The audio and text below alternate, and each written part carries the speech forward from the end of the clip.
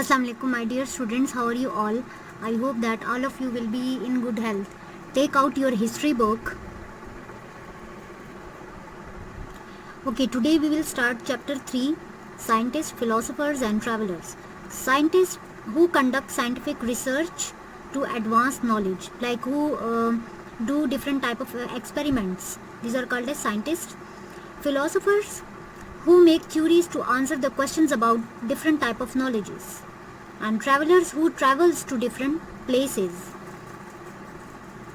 The Muslims were at one time known for their dedication to science. Dedication means like they have made their contributions, and they devote means donate their contributions to science.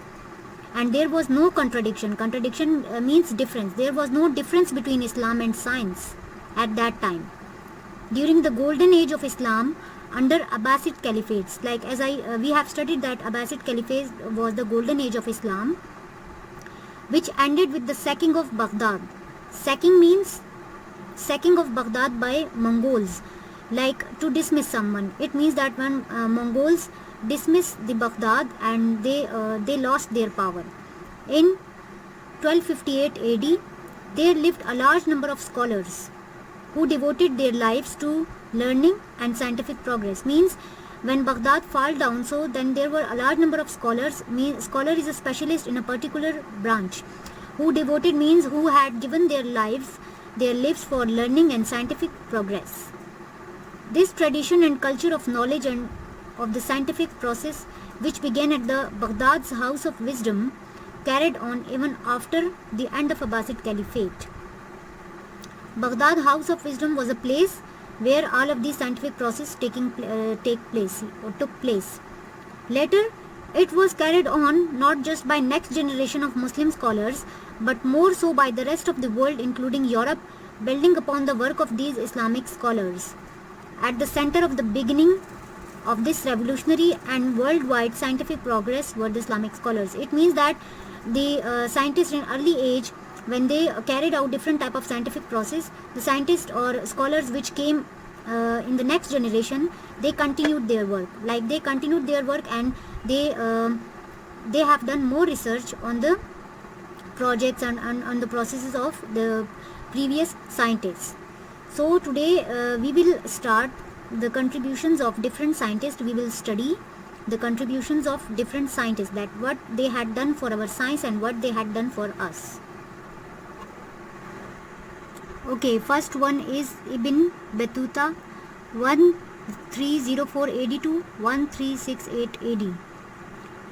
Abu Abdullah Muhammad Ibn Battuta was born in Tangier, Morocco. It is a city in Morocco on 24th of February in 1304 AD. It means that 703 Hijra, during the time of Marinid dynasty.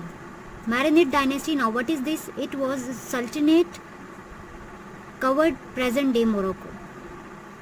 Like at the time of Marinid dynasty, which was the sultanate covered by present day Morocco, he born.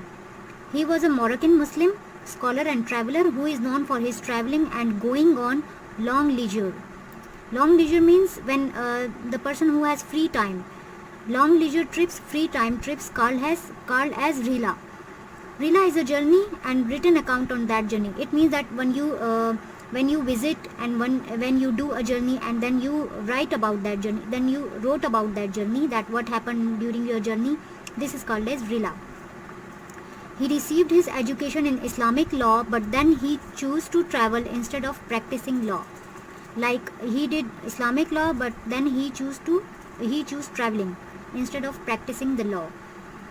He recognized the advantages of international travel. Like as he was a traveler, so he recognized different advantages of international travel, and he spent almost his entire life in traveling, and his journeys lasted for a period of almost 30 years. Like for 30 years he did different type of journeys. After the completion of his journey in 1355 AD, little else is known about Ibn Battuta's life. He was appointed as a judge in Morocco and later died in 1368 AD. During those times of no internet and no communication technology, like as you know that in prehistoric time there was no such type of facilities. Ibn Battuta helped exchange cultural and geographical information which aided means which helped in understanding cultures and diversity, and encourage means and motivate other people to explore the world, like to travel through the world. So it means that Ibn Battuta was a Morocco Muslim traveler and scholar. He traveled, he did different type of journeys, he wrote about that journeys which help other people to explore the world or to uh, travel through the world. Okay, we will study about different type of scientists, but one by one. So I think this is enough for today, that today we have studied about Ibn Battuta, and I think this is clear to you that what contributions he did for the country and for the people of his country. So I think this is enough for today. Thank you so much, my dear students. Allah Hafiz.